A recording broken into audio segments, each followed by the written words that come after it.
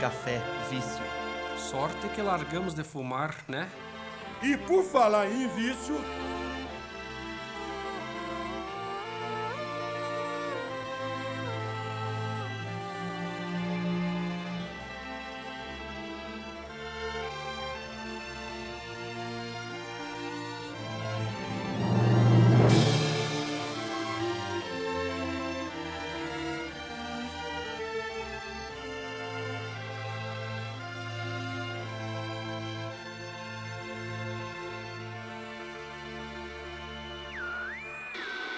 Tempo bom, mas com algumas pancadas de chuva à tarde. Continuando a nossa série sobre a Revolução de 30...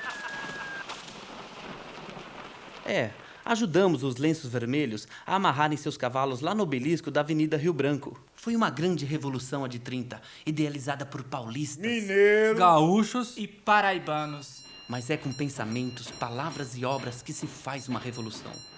Palavras sem obras não resolvem nada. A gente não pode dizer que mudou a história, uai. Era uma tendência mundial. Como é hoje a globalização. Mais cedo ou mais tarde, 30 passaria. As ditaduras nunca são eternas.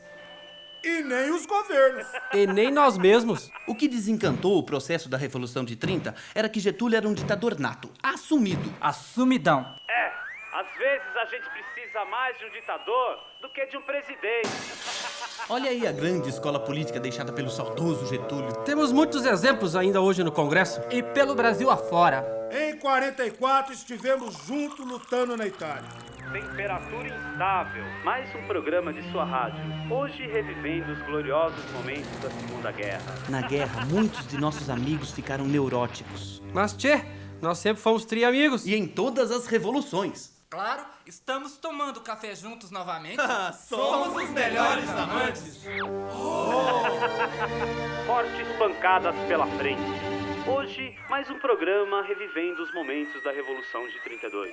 Veja como tinha café em São Paulo em 32. O café dava poder econômico a São Paulo, Café é a principal riqueza do país. mas não garantia a São Paulo o poder político. E o leite? A política do café com leite, o revezamento do poder entre paulistas e mineiros, a coisa não foi bem assim. Bah, pura invenção da ditadura. Até hoje só tivemos 3 presidentes paulistas. A Revolução de 30 era para acabar com os vícios da República Velha. Que é isso, companheiro? Tenentinhos interventores, pra não negar o cabelo de ninguém mesmo. Se todos os outros estados tinham um interventor local, por que só São Paulo tinha um interventor nordestino? Acho que Getúlio não gostava de São Paulo. E o tenente de São Paulo era seu amigo. Estranho, não? Pois São Paulo era o estado que mais contribuía com a federação. É isso aí, caro ouvinte.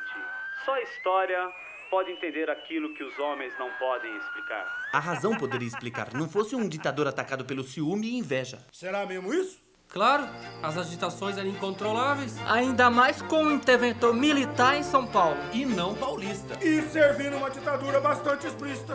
Era um barril de pólvora. Trabalhadores do Brasil, tempo ainda chuvoso. Mas não havia outro jeito, a Constituinte estava na boca de muita gente. Uma cobrança das promessas da Revolução de 30. Cobrança mesmo. E a mão opressora socava contra o chão os filhos do mesmo solo. Maus momentos aqueles. Muita gente de todo o Brasil queria uma Constituição. E choque de ideias dilacerava muitos corpos. Teve muita tortura. Essa fase de Getúlio, pouca gente conhece. Mais agitação na capital de São Paulo. Ontem meus legionários massacraram a população. Era a noite de 23 de maio. Foi quando morreram os 4 primeiros heróis da Revolução. E mais outras 2 pessoas também morreram. Era a Revolução de 32. Não havia retrocesso. Revolução Constitucionalista. Que coisa mais abstrata. Lutar por uma Constituição, privilégio de povos cultos. Havia um certo romantismo naquela revolução. Uai, Revolução Romântica? Vimos São Paulo e os constitucionalistas de todo o Brasil lutarem pela democracia. Porém, o outro lado do Brasil feudal permanecia indiferente. E a ele interessava uma ditadura? Imagine a oligarquia sem ditador. Trabalhadores do Brasil. Claro, com um ditador dando força pro sindicalismo paternal. Mas, bah, o resto do Brasil não tinha outra escolha. E aí as elites partiram para a Revolução porque axé, pagode, sertanejo não leva ninguém pro céu. A alma humana precisa de algo mais sublime. São Paulo efervescia. Todos queriam uma constituinte. Mas liderada por uma elite? Qual a revolução sobre a face da Terra que não partiu de uma elite? Todas! No plano inicial da Revolução, as tropas viriam do norte e do sul, juntar-se-iam em São Paulo. Daqui, seguiriam para o Rio, para depor a ditadura numa grande parada. Cívica? Não, cardíaca. Pois paralisou o coração do Brasil. Que parada, hein? A marcha triunfal transformou-se em nossa maior guerra civil de todos contra os paulistas. E contra os mato-grossenses também. Pois é, os que viriam para juntar-se vieram para nos combater. Getúlio enganou o povão. Dizia que São Paulo, além de comunista, queria separar-se do Brasil. E por uma constituinte tivemos que nos virar sozinhos. Junto com os mato-grossenses. Temperatura em declínio. Massas de ar chocar-se-ão no estado de São Paulo. Era 9 de julho de 1932. A ditadura começou a contar os seus dias. Irmãos, baixem as armas. Mais de 100 mil voluntários civis sustentaram as posições paulistas. Mas não havia armas para todos.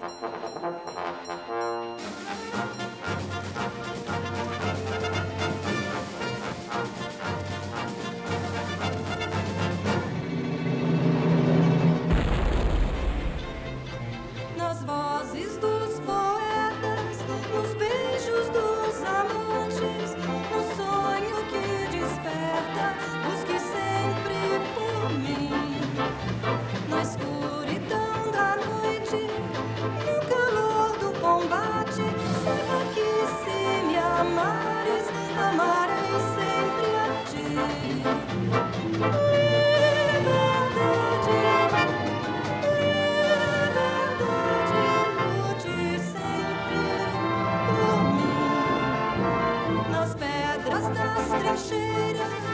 Nas muralhas dos fortes, a paixão dos rebeldes, seja sempre por mim.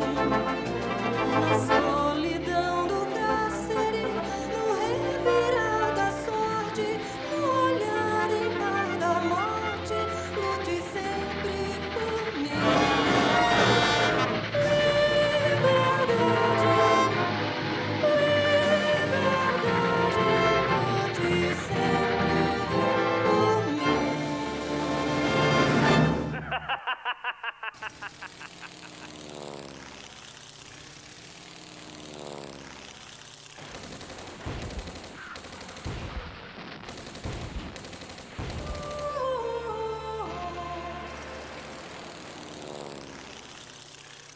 Ah, que falta faz um cafezinho uma hora dessas. E os seus filhos? 2 estão na Bahia e 2 em São Paulo. A minha filha de 11 anos está em Campinas. Eu não sou casado, mas tenho 4 sobrinhos. Quantos? 4. 2 gurias em Porto Alegre e 2 guris em São Paulo. Mas, bah, que café forte! Minha mulher está costurando fardas e preparando alimentação para a frente leste. As mulheres deram suas joias, seus maridos e também seus filhos. E muitas ainda combatem. Viva Marisgo a Sábia! Viva! Avançai sobre a República Comunista de São Paulo! Estamos perdendo terreno para os ditatoriais, protejam-se! Massacrai a República Constitucionalista de São Paulo! Viva a ditadura getulista! Sustentai o fogo que a vitória é nossa! Ditatoriais implacáveis! Aí, seu constitucional! Tua mãe tá na zona! Ma che? Só se for na zona de combate, ó! Vamos fazer sopa de paulista!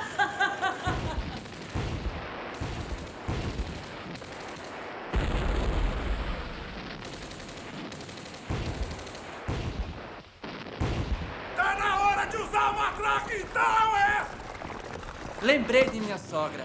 Que língua tem aquela mulher? Suponho que tua sogra esteja do lado da dentadura. Pode ser. Certas sogras são mais iguais que as outras.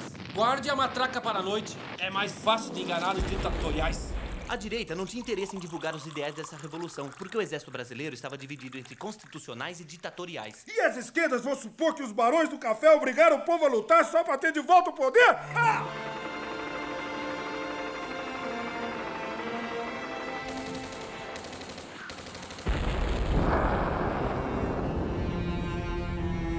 Tanto sacrifício para pouco reconhecimento? Talvez. Somos idealistas. Por enquanto, o futuro não nos interessa.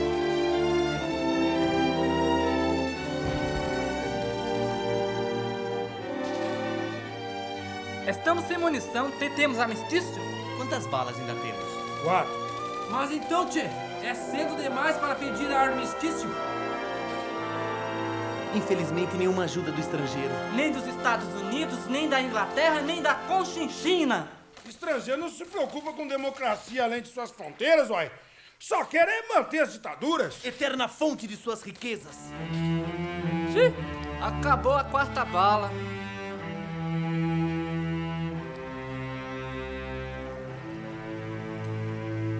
Uai, estamos cercados. Não sobrou nem bônus. Barbaridade! Será que Deus está do nosso lado ou do lado deles, hein? A guerra não é uma questão de Deus. Não pode durar mais. Chegou o momento. Bom, que levem apenas nossos corpos. Morro, mas não me entrego, uai. Nosso sangue derramado não será em vão.